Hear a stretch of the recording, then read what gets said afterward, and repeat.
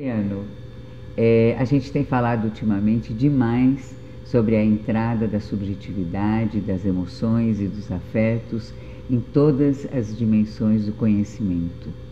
Pensando assim, e pensando em quem é o Boaventura e o lugar de destaque que ele tem dentro do contemporâneo, como é que você poderia interpretar, à luz da entrada da subjetividade, a fala do Boaventura sobre os direitos humanos como direitos que sejam contra-hegemônicos? Como isso é possível? Ani, o discurso hegemônico é aquele discurso produzido pela Europa a partir da Revolução Francesa, com um ponto de vista único, racional, derivado do iluminismo. O Boaventura, ele torna complexo o discurso dos direitos humanos. Nós não vamos falar mais em um discurso de direitos humanos, mas em vários discursos dos direitos humanos. A complexidade me parece contemporânea. Olhar para os direitos humanos de um modo complexo significa se abrir para outras dimensões que não apenas a dimensão racional, iluminista do discurso. Isso significa, sim, se abrir para os humanos e os subjetivos nas mais diferentes vertentes e nas mais diferentes modalidades. Falar em direitos humanos de um ponto de vista universal seria uma imposição hegemônica do discurso central da modernidade. Falar em direitos humanos de um ponto de vista não hegemônico significaria falar de direitos humanos a partir das diferentes linguagens que foram silenciadas por esse discurso unidimensional.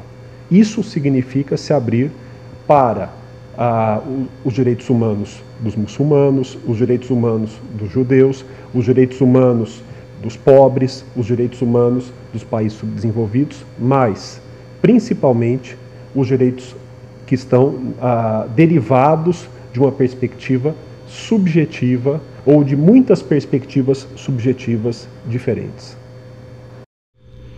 Então, Adriano, eu acho que a nossa relação, ela também é uma boa metáfora para o direito da diversidade, porque a gente é tão diferente e a gente sempre pensa as diferenças. E eu diria o seguinte, quando você fala de direitos humanos singulares, ainda no sentido coletivo, você fala em direitos humanos dos pobres, em direitos humanos dos que não têm direitos, né, dos direitos das minorias e vai por aí afora, ainda essa é uma visão iluminista, onde o pertencimento ao grupo ou ao coletivo é a tônica. Quando você termina a sua fala, você começa a falar em direitos subjetivos. Na verdade, a gente está falando de afetos, de emoções, de uma interioridade. E agora eu fico me perguntando se o Boaventura, que na verdade representa as epistemologias do Sul, como ele chama, né?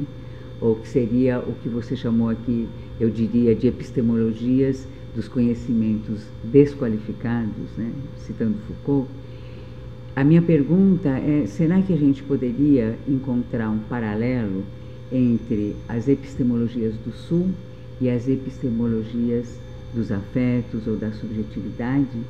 E além disso, se você concordar que é possível, de que maneira essa subjetividade, essa interioridade poderia ter a sua expressão dentro de um coletivo? Eu concordo que, sem dúvida, há uma transição necessária de uma epistemologia iluminista, eurocêntrica, para novas epistemologias, também com esse nome de contra-hegemônicos. Essas novas epistemologias precisam incorporar ao conceito tradicional de razão novas perspectivas racionais e até supra- ou contra-racionais como formas legítimas de se chegar a um conhecimento e de se nortear uma ação prática na coletividade. Na minha opinião, o grande desafio está na sua pergunta.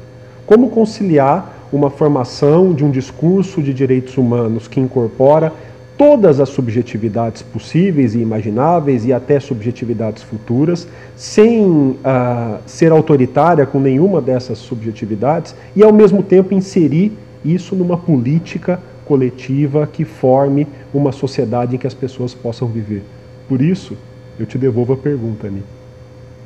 Esse nosso encontro-desencontro é muito engraçado, porque enquanto você estava respondendo, eu estava pensando em que você estava deixando uma dica muito legal para a gente poder dizer para quem está nos assistindo que a resposta vai vir no próximo capítulo.